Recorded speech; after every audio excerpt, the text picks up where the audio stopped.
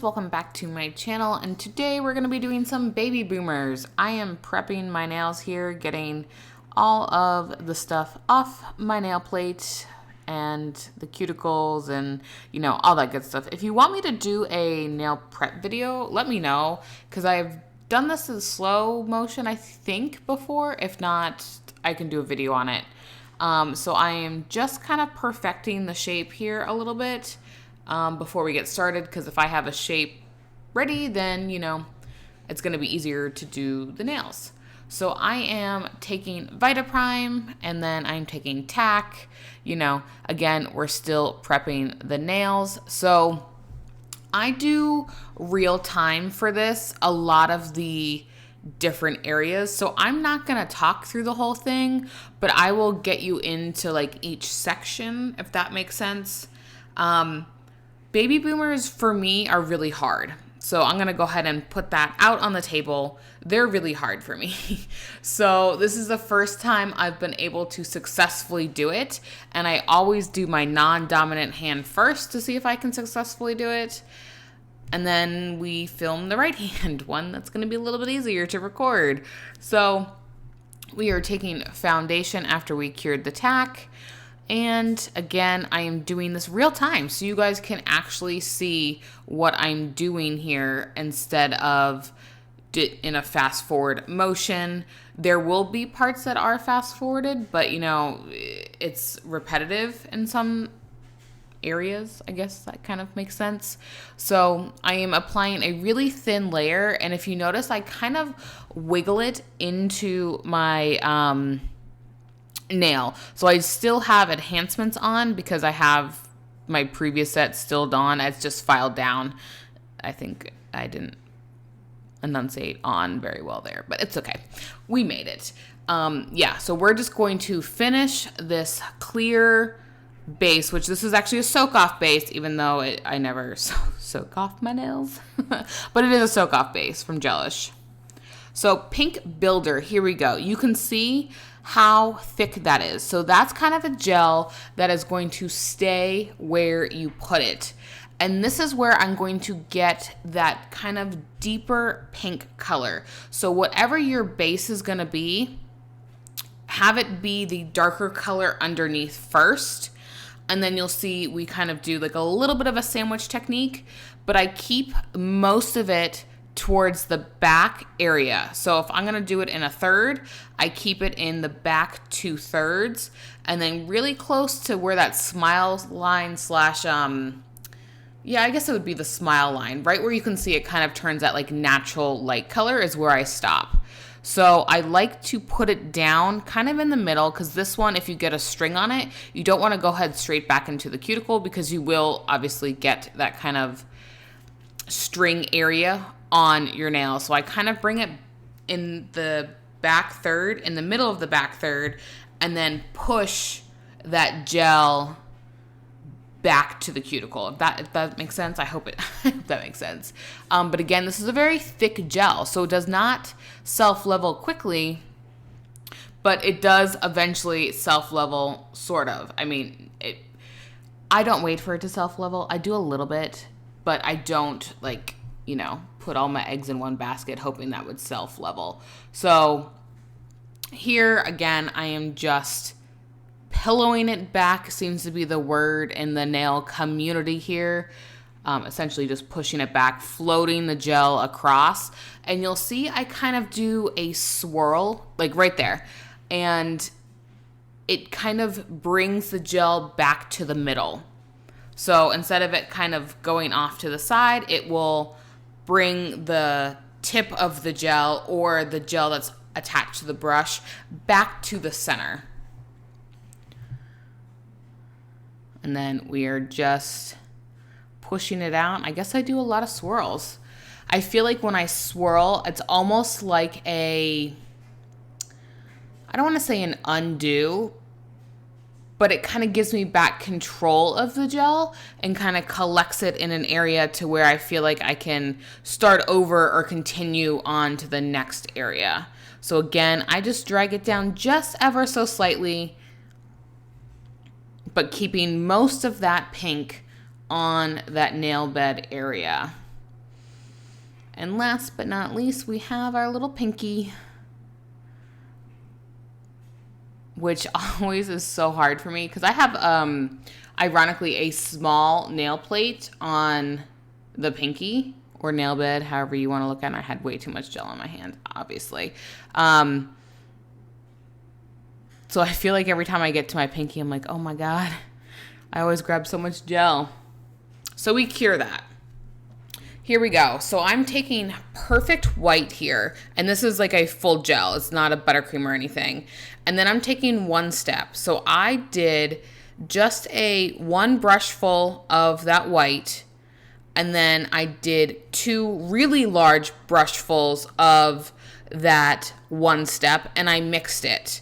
So I'm remixing it here just in case it kind of settled from when I did my right hand, because I took about 2-hour break.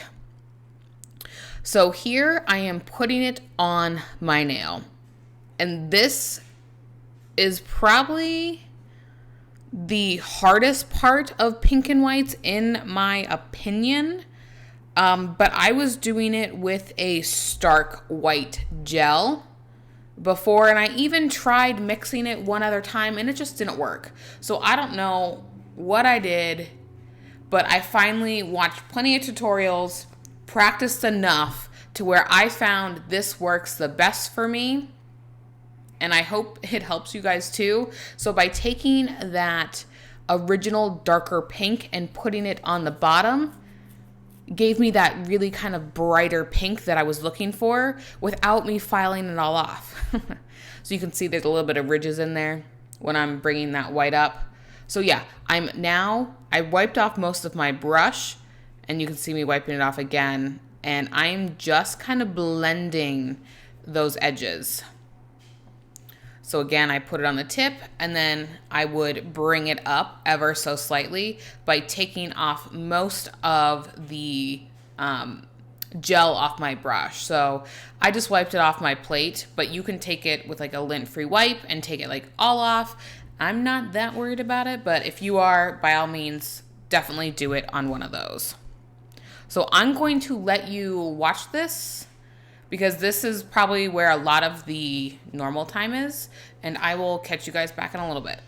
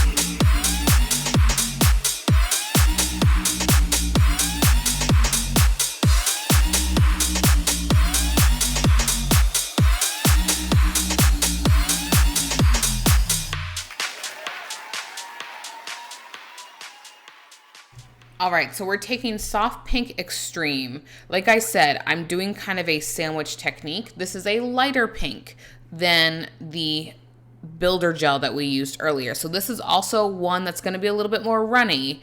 The builder gel did not move, and I had way too much on my brush. I think I'm taking that off. Yeah, by the looks of it, I was like, that's a lot. But you still have that pink tone, but the deeper pink is still underneath. So this is what's going to, like, if you know, like the acrylic text, they do the white first and then they put that pink and it's just like magic. Well, us gel people, I'm not a tech, so I can't say us gel techs, but people who do gel don't really have that luxury of just swiping it over and it just magically looks amazing. At least for me. Maybe there are some that can do that, but not me. So this is where I let it level, I put it on, and I kind of fade it down, which I show you in all of the steps again in slow time or real time, however you want to look at it. I think this is the area where I'm a little bit out of focus, but the last two nails I'm like really in focus. Or it may have been earlier and I just missed and forgot to say it. I don't remember. So yeah, we're going to put it on the main area, and I think I still grabbed too much by looking at, we're having technical difficulties. This is real life. This is me doing my nails. So again, I'm putting it on, and I'm doing that kind of circle to get that control of the gel again, which people may not do that. It may just be me, and I feel like it's the easiest for me. But this gel does level. So that is the benefit of this. And I don't cure in between these ones. You would have seen in the previous one where there's like these white spaces that I didn't necessarily crop out because they were me flash curing. Now we're here and I'm not curing because I want it to level out some. And unfortunately, we're not done. We're going to put another layer on before we even get to filing. So I'm going to let you watch this. And then I come in with my one step and I build my apex. So I am building a little bit of my apex here, but not for structure, I should say. This is more for color to kind of blend that together. And once I do that, I think I come in with just a little bit of white again, and I kind of feather it back up. So just like we did in the first place. And then I come in with my one step. I'm pretty sure that's what it was. And so I'm going to put music on because it's going to be normal time. I'm not going to fast forward. I do fast forward in the one step area at one point because you've seen me do it a million times in my other videos. So I did have to make up some time on that.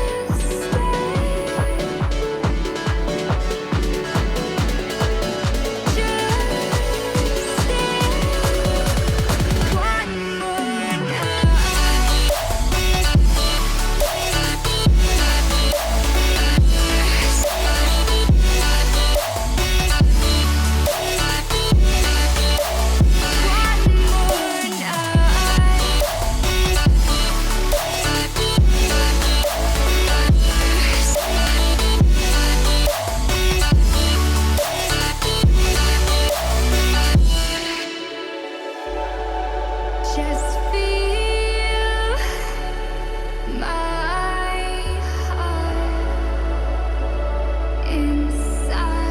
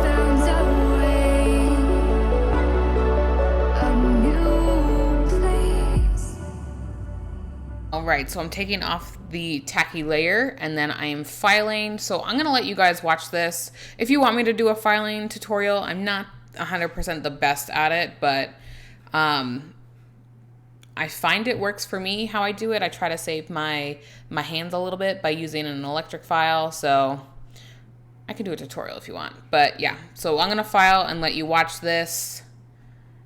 And then I buff. And then I top coat and we're at the end. So maybe I'll leave you guys here. Yeah, so I'm gonna file, buff, top coat it, I wash my hands after I buff it. Then I top coat and then I put my cuticle oil on. And then I'm done. So you can see the pink and white coming together. It looks awesome, matte or glossy. I ended up doing them glossy. And I'm sitting here, I'm like, man, maybe should I change it to matte? Should I add some crystals? Because I'm all about like totally normal now. Or I shouldn't say normal, like plain now. And then like a week later, I'm gonna be like, man, I want everything on my nails. So yeah, but I'm gonna leave you, let you finish this. And I will catch you guys in my next video. I hope this helped. Go ahead and give this video a thumbs up and subscribe. And I will catch you in the next one. Bye-bye.